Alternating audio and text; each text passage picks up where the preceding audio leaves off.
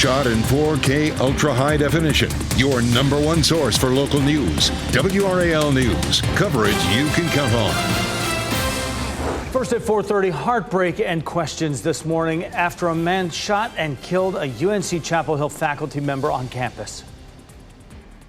We got a big flash on the TV projector in our classroom that the teacher had his computer hooked up to. And it said, shelter in place, active shooter.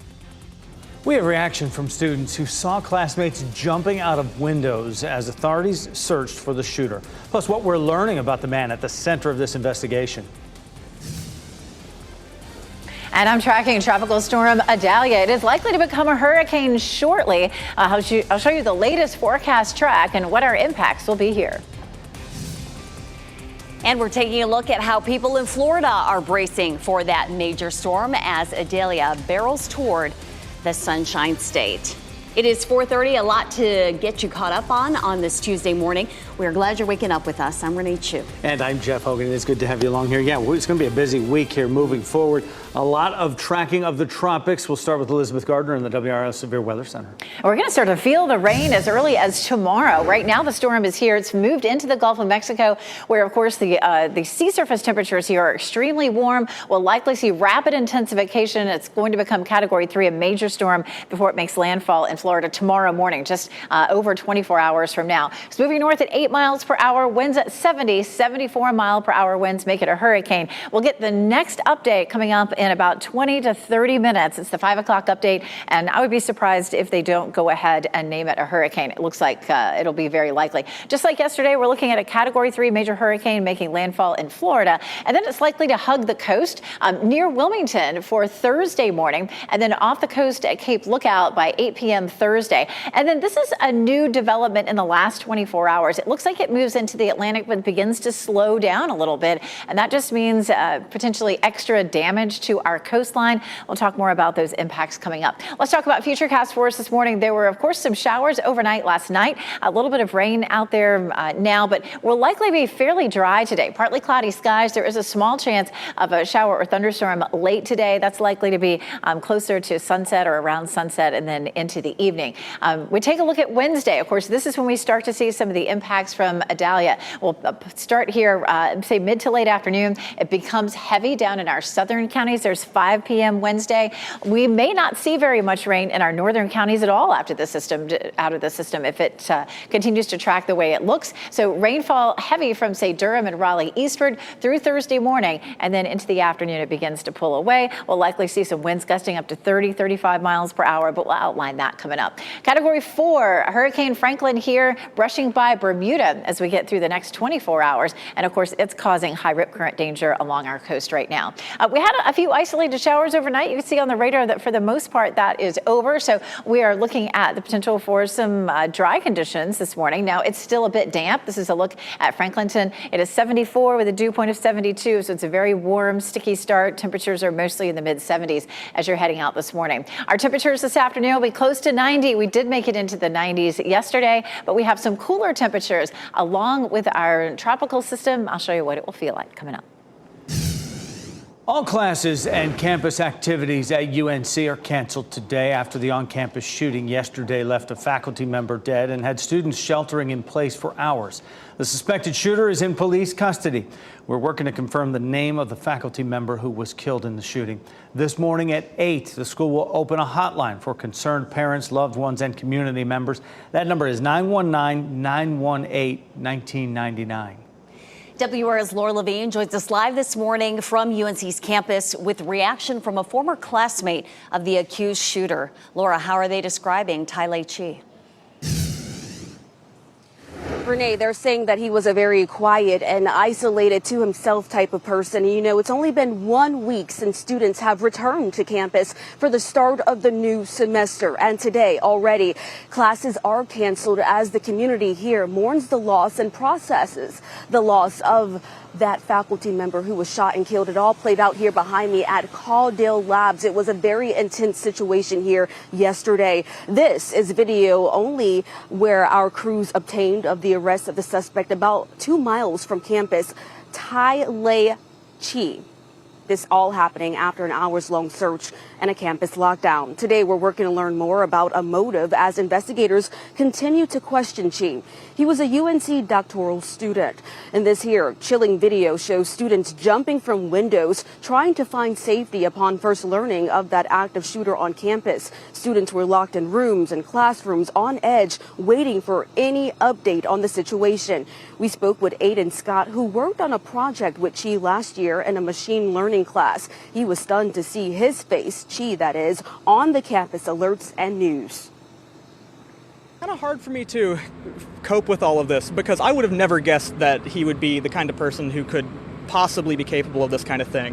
Every single time that he talked to me, he seemed very nice. Like one time for the first homework assignment, he was asking me questions about like how to do the problems, and I never got any sort of red flag that he could possibly even think to do this kind of thing.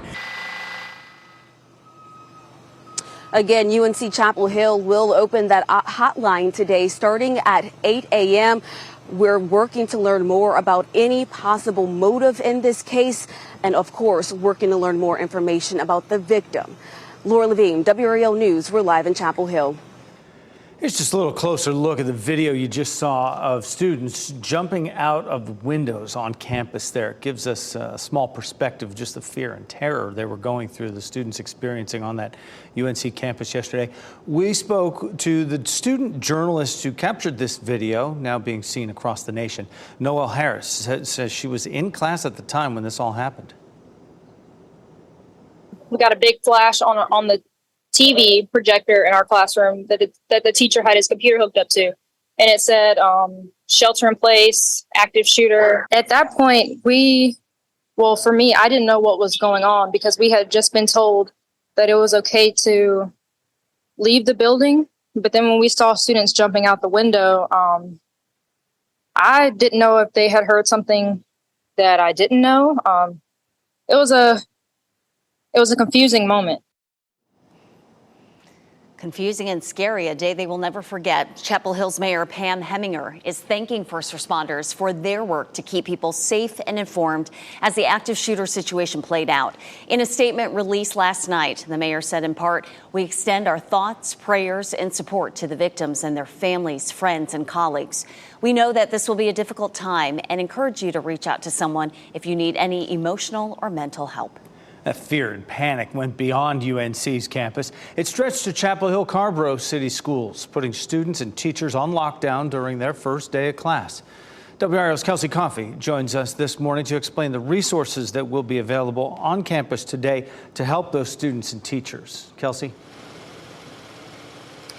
Jeff, parents and families of students who had their first day of school here at Glenwood Elementary are breathing a sigh of relief this morning. Today, students will be able to return to the classroom, and cars were wrapped around this parking lot yesterday as parents and families anxiously awaited to pick up their children from school after hours of lockdown. Now, Chapel Hill Carborough School Superintendent Naya Hamlet sent out a statement explaining that mental health support will be available for students. She says the school system support and wellness team will provide resources to help students have age-appropriate discussions to express their feelings. And for many of these students, yesterday was their very first day of school, kindergartners putting on their backpacks for the first time. Several parents and families had to have difficult conversations with their children at the dinner table last night. And coming up in the next half hour, you'll hear from a woman as she explains the nerve-wracking moments that she had while she was waiting to pick up her kindergartner yesterday after everything happened. Kelsey Coffey, WRAL News, live in Chapel Hill. And coming up in less than 10 minutes, we'll hear from a UNC student who says the active shooter situation left her feeling helpless and hopeless. This story will continue developing throughout our day, but a quick recap right now of what we know so far. A faculty member is dead. We're working to confirm the identity of that person. The suspect is in custody, identified as Tyler Key, a graduate student at UNC, or Tyler Chi, I should say. As of right now, authorities have not announced formal charges against him. We'll update you on WRAL.com and in our news app as new details are released in this investigation. Turning now to other top stories we're following. Police at NC State are working to learn more about a second reported sexual assault on campus in a matter of days. The school sent out a wolf alert just before 10:30 last night about a reported assault at Lee Hall. Police say the victim and the suspect are both students, and they met through a dating app. They say they know who the suspect is, but he has not yet been taken into custody. A wolf alert was the second of the day reporting a sex crime. The first came out early Monday morning about a reported sexual battery at Owen Hall Saturday night. In that case, NC State police, two men were responsible, but they do not have a description of the people who they think did this. The university says it has cameras in and around Owen Hall, and police are now reviewing that video. People in Florida are preparing for the arrival of Idalia. The storm is projected to become a Category 3 hurricane before making landfall sometime tomorrow morning. Many people are buying wood to board up their houses and generators to keep the power running. Shelves at grocery stores are emptying quickly as well. People are stocking up on water and food before the storm hits land. Request denied. What we are learning about former President Donald Trump's trial date that has been set for his charges, accusing him of trying to overturn the election in 2020. And why doctors say there is a benefit from COVID spreading. We'll explain. Also take a live look now at Apex. It'll be partly to mostly cloudy today. The heat certainly sticks around. You can see the roads are a little damp right now. Meteorologist Elizabeth Gardner is in the WRAL Severe Weather Center tracking the chance for those showers. From the WRAL Severe Weather Center, North Carolina's most experienced team of meteorologists. It is 4:44. We did have a bit of rain overnight last night and, of course, yesterday afternoon as well. Some of that was heavy in spots, but not everybody saw it. That last little bit of it is dissipating at this point. I wouldn't necessarily expect to see any more of that this morning, but it may be damp as you're headed out across the area this morning. We'll take a live look at Wilson, Durham, Fayetteville. Temperatures are warm this morning. It feels very tropical. Looking at 75 in Wilson, 74 in Durham, and 75 degrees in Fayetteville. If you're headed out for exercise this morning, it feels like one of those just sticky tropical summer mornings out there, but I wouldn't expect to see any rain. Some low cloud cover, maybe a bit of patchy fog. We do have a small chance for showers and thunderstorms late today, but it looks like most of us stay dry. And then tomorrow we begin to feel the impacts of Idalia. Some UNC students say they are feeling helpless and hopeless after the active shooter situation on their campus. Sophomore Hallie Brew spoke to WRAL after yesterday's shooting. She said as she was hunkered down with other students, she had to comfort a classmate because of the trauma that comes with shooter situations. It's a trauma she says she knows well, to the point where she and others her age programmed in how they would respond. Growing up in America, we've been conditioned by now to know to barricade our doors and to turn off the lights and to hide in the corner of the classroom and to stay quiet, because we've grown up in this day and age where school shootings have been happening since we were children. Brew says she wishes she could live in a place where gun violence isn't an issue.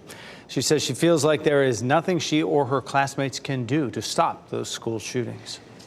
2 teens in Harnett County are facing juvenile petitions for murder in the death of James Snipes. The 17-year-old's body was found off Buffalo Lakes Road on Thursday. He was reported missing last Tuesday. When investigators learned of his disappearance, they were also on the lookout for his mother's stolen vehicle. Deputies say they found the Hyundai Tucson and chased after it. The car crashed in Lee County, and Snipes was not one of the 3 people inside. Last night, the juvenile petitions were issued for 2 17-year-olds. In addition to the murder charge, they are also charged with robbery with a dangerous weapon and felony conspiracy.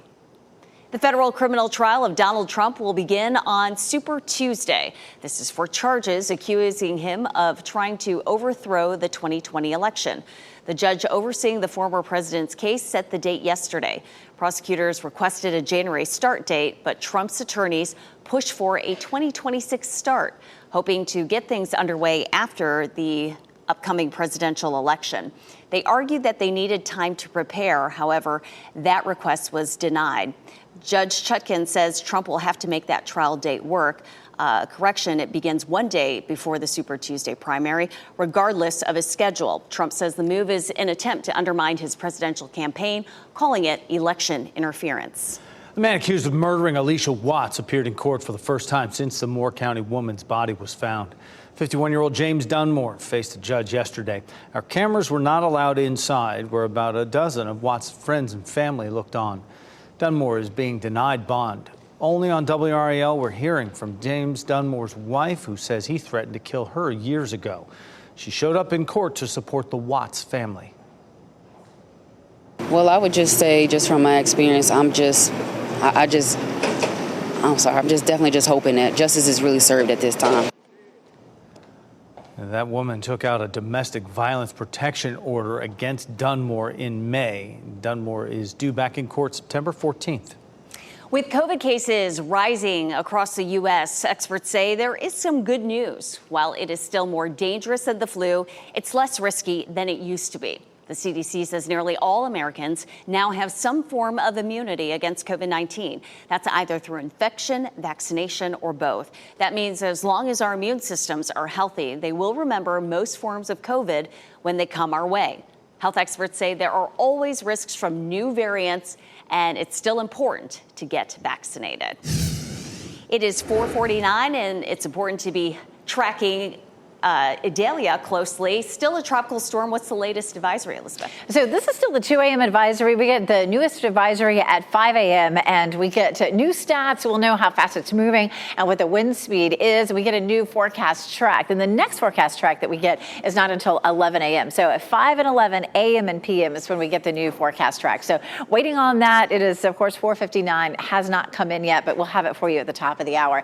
I do anticipate that this will be a hurricane as we get into the 5 o'clock advisory information. Here's a look at some of the rain bands that are starting to form with Idalia. Not quite to the Keys, but very close to. Of course, the center of circulation is still way over here. As this moves on up through the Gulf of Mexico toward Florida, it's going to interact with some very warm ocean temperatures that are going to give this system a lot of fuel and allow it to rapidly intensify. So it is expected to be a Category 3 major hurricane as it makes landfall here in Florida. And storm surge is going to be really one of the main threats. It could see 4 to 8 inches of rain, but storm surge could be up to 12 feet in some places, especially right here where that forecast fan is. That's likely to cause widespread damage, of course. This is likely to be sometime in the morning. This is 8 a.m. with 120 mile per hour winds. And then the storm is likely to hug the coast. And that, of course, will affect our coastline and spread rain into our area starting mid to late day tomorrow. And, of course, continuing through a good chunk of the day on Thursday. And then the new trends that we're seeing with the storm are it moves out into the Atlantic, but all of a sudden the steering currents begin to be weaker, and it may just sort of sit out off the coast for a few days possibly, and that of course will increase the damage to our coastline. You can see it sitting there, not moving very much between 8 p.m. on Friday and 8 p.m. on Saturday. That just means high rip current danger and a lot of erosion on our coastline. Let's take a look at Futurecast, and you can see the extent of the rain, certainly by the possibility of this evening seeing a few isolated showers. This is Wednesday morning at 10 a.m. You can see the center of the circulation making landfall. We'll definitely begin to see the rain from this system during the day tomorrow. There's 8 p.m. You can see the rain spreading across our area. Then you can watch it hugging the coast through Thursday morning and then gradually shifting offshore as we get through the day on Thursday. It's moving off the coast just a little more slowly this morning than we were seeing yesterday. Here's a look at this afternoon, looking at mostly cloudy skies, an isolated shower possible. We have a cold front that's going to swing through. It'll be fairly moisture starved, but we'll start to see the rain interacting with this front as we get into the day tomorrow. So at 5 p.m., expect the rain to begin from the Triangle area southward. Some of that's going to be heavy at times. You can watch the storm move through. Here's 9 a.m. on Thursday, and you can start to watch that pulling away as we get into the afternoon. So we do have a low to medium risk for flooding. It looks like flash flooding is likely to be our biggest threat from this storm. Flooding risk on Thursday becomes medium in our eastern counties and a little closer to the coast. So we're looking at as much as 5 inches of rainfall along the coast. Some places could be some isolated totals a little bit higher than that. So flash flooding is going to be a potential for us. Winds gusting up to 35 miles per hour, and our tornado threat is low.